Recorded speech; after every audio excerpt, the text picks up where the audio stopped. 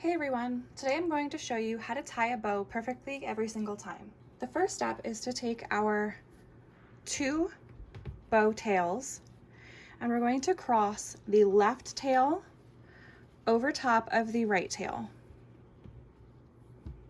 We're going to take our left tail, bring it under and back up.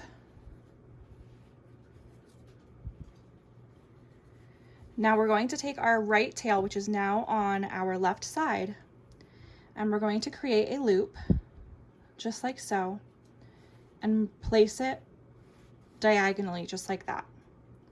We're going to take our top tail and bring it down over top of our loop.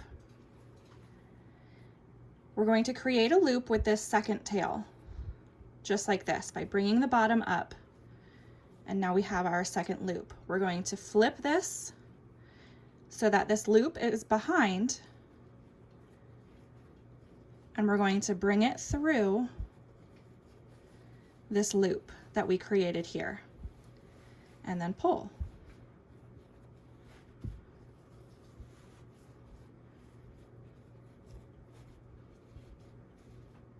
And there you have your perfect bow every single time.